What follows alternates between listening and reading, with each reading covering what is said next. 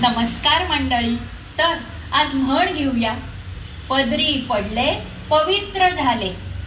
अर्थ अगदी सोपा आहे.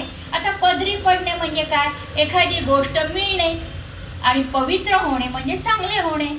म्हणजे अर्थ असा आहे की एखादी गोष्ट म्हणा, एखादी परिस्थिती म्हणा किंवा एखादी संधी म्हणा, जी आपल्याला मिळाली आहे ती चांगलीच आहे, ती असं समजून समाधानाने राहणे, कशाला नावं न ठेवता. आता उदाहरण सांगते. ती आहे ना, तिचं लग्न ठरलं.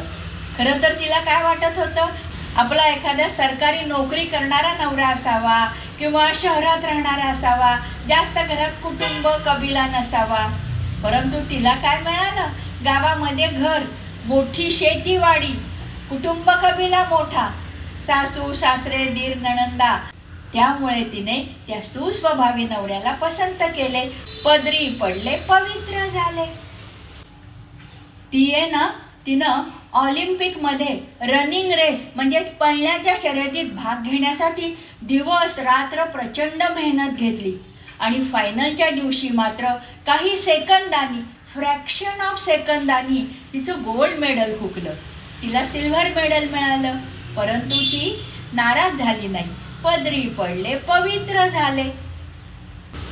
त्या सर्व ग्रुपनी ठरवून आज एका प्रेक्षणीय स्थळाला भेट द्यायची ठरवली. परंतु सर्वजण वेळेत जमून तिथे येईपर्यंत बस निघून गेली. मग काय, मिळेल त्या वाहनाने प्रवास करायचं ठरवलं. नाराज झाले नाहीत ते. पदरी पडले पवित्र झाले.